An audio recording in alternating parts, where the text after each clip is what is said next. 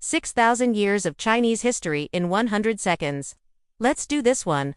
The Xia dynasty is considered the first dynasty in Chinese history, but there's very little evidence of its existence. The Xia capital was supposedly located here, but archaeologists haven't found it yet. What they have found, though, are the ruins of the Shang dynasty right next door. So we know that by 1600 BC, this region was already well developed with impressive cities and a complex irrigation system.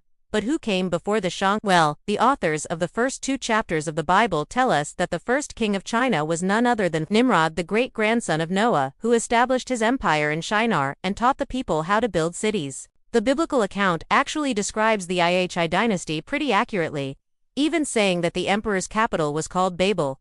So maybe the Xia really did exist. And maybe they even built the Great Wall of China. Some historians believe that these massive defensive walls were constructed as early as the 7th century BC during the spring and autumn period, long before the first emperor of China. Qin Shi Huang united the 7 kingdoms of China around 220 BC and established the Western Han dynasty. His empire stretched from the Korean peninsula in the north to the South China Sea in the south. This era was a golden age for China, a time of relative peace and prosperity that lasted for over 200 years. But it wouldn't last much longer, because after the Han dynasty fell, China got hit with a 1-2 punch. First came the Qin dynasty, which was a short-lived military dictatorship. Then came the Three Kingdoms period, which was a three-way war between the states of Wei, Shu, and Wu. This lasted for 80 years and resulted in massive population decline, political instability, and economic decline.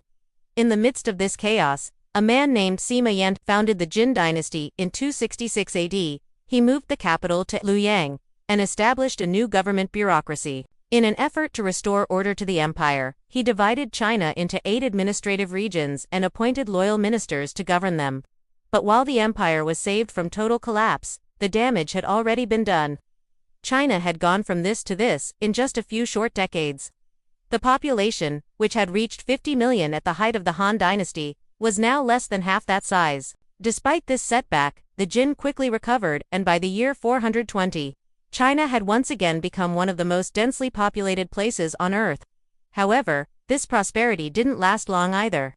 By 500 AD, the northern and southern dynasties were in full swing, which led to another population collapse and another dark age. The Sui and Tang dynasties that followed would change all of that, ushering in a new golden age for China. The Sui completed the Grand Canal, which connected the north and south of the country and facilitated trade along the Silk Road. The Tang dynasty would build on this prosperity, becoming one of the most culturally and economically vibrant periods in Chinese history. It was during the Tang that block printing was invented, the first known instance of this revolutionary technology, which eventually made its way to Europe and helped kickstart the Renaissance. The Tang capital of Chang'an was one of the largest cities in the world, boasting over 1 million residents, and serving as a hub for merchants, diplomats and travelers from all over the world. But as the Tang dynasty waned, so did China's power. By the year 900, the once mighty empire was fragmented into several competing states. For the next 2 centuries, China would be ruled by various nomadic tribes, until a man named Hongwu finally reunited the country under the Yuan dynasty. Hongwu was a brilliant military strategist, who was also very interested in technology. He wrote detailed treatises on military engineering and invented many new weapons, including an armored train. Sadly, his son wasn't as interested in trains or the empire. He spent more time smoking opium and having harems built. As a result, the Yuan dynasty was marked by political corruption, economic decline, and peasant rebellions. When the Ming dynasty came to power in 1368, China looked very different. Over the past 1,000 years, the country had gone from this to this to this. Despite these setbacks, the Ming would go on to become one of the greatest dynasties in Chinese history. They built the Forbidden City and made it the capital. They expanded the Great Wall and built massive ships that traveled as far away as Africa.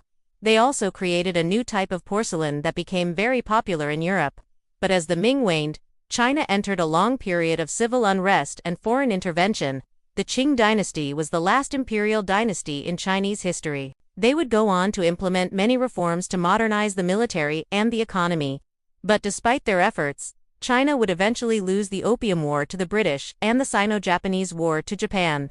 In 1911, the Qing emperor was forced to abdicate, ending 2,000 years of imperial rule. China was now a republic, but it wouldn't last long because in 1949, the Communist People's Republic of China was founded. Today, China is a global superpower and the most populous country on Earth. But that's a story for another time. Thanks for watching.